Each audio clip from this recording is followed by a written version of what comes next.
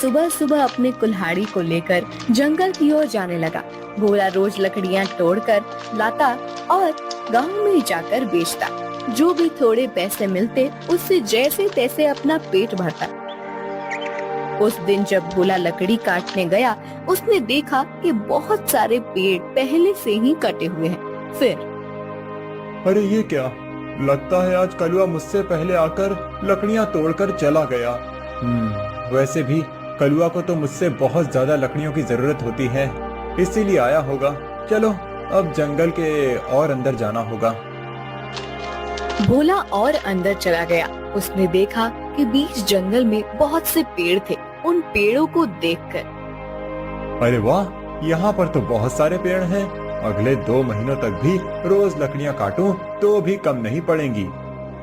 भोले ने पेड़ काटने के लिए कुल्हाड़ी उठाई। तभी उसने देखा कि ऊपर एक बंदरिया अपने नवजात बच्चे के साथ उस पेड़ पर बैठकर फल खा रही थी।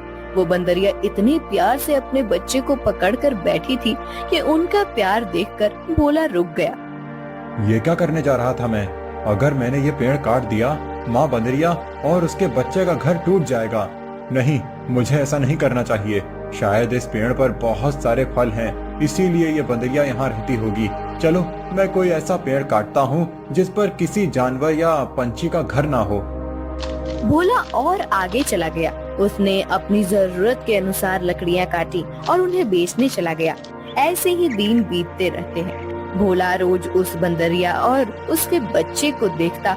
कभी कभी भोला बंदरिया को खिलाने के लिए घर से रोटी भी ले आता। एक दिन जब भोला लकड़ी काटने गया, तब उसने देखा कलुआ उसी पेड़ पर कुल्हाड़ी चला रहा था जिस पेड़ पर उस बंदरिया रहती थी।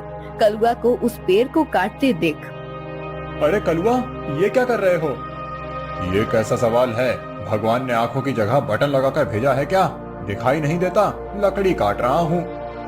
वो तो मैं देख रहा हूँ कलुआ, लेकिन इस पेड़ की लकड़ी क्यों काट रहे हो? किसी और पेड़ की लकड़ी काटो। पेड़ पर देखो, एक बंदरिया का घर है, उसके साथ उसके नवजात शिशु भी हैं कलुआ। तो क्या हुआ? वो बंदरिया किसी और पेड़ पर चली जाएगी। इतने सारे पेड़ तो हैं। लेकिन कलुआ, लेकिन वेकिन कुछ नहीं। चल निकल जा यहाँ से, आया बड़ा मुझे सिखाने वाला। और सुन, इस पेड़ को तो पूरा मैं ही काटूंगा, ये ध्यान रखना। तुझे चाहिए तो कहीं और चला जा, नहीं तो ये देख रहा है ना कुल्हाड़ी, मुझे जरा सी भी देर नहीं लगेगी इस कुल्हाड़ी को तुझ पर चलाने में। कलुआ पेड़ काटने लगा। भोला बेचारा चाह कर भी कुछ नहीं कर पाया और आगे चला गया। दोपहर के समय जब भोला जंगल से लौट रहा था, तब सपने देखा कि कलुआ ने वो पूरा पेड़ काट डाला था। भोला को बहुत बुरा लग रहा था। तभी उसकी नजर पेड़ के एक बड़े लकड़ी के नीचे गई। वो बंदरिया उस लकड़ी के नीचे मरी पड़ी हुई थी। उसे देख भोला के आंखों में आंसू बहने लगे। भोला को लग रहा था कि शायद उसके बच्चे की भी मौत हो गई है। भोला उस बंदरिया के पास गया।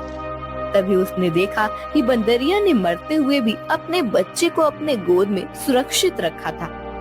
हे भगवान, तेरी महिमा अपरंपार है। इस बंदरिया ने मरते हुए भी अपने बच्चे को गोद में सुरक्षित रखा है। सच में माँ आखिर माँ ही होती है। लेकिन अब इस बच्चे का क्या होगा? कलुआ भी कितना दुष्ट है। मैंने बताया था उसे इस पेड़ पर इस बंदरिया का घर है, लेकिन उसने मेरी बात नहीं सुनी। फिर भोला ने गड्ढा खोदकर बंदरिया के शव को उस गड्ढे में डाल दिया। फिर उसके बच्चे को अपनी गोद में उठाकर अपने साथ उसे घर ले आया।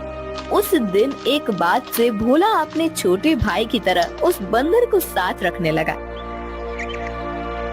एक दिन भोला लकड़ी काटने गया था। तब क्यों भोला, सुना है तूने किसी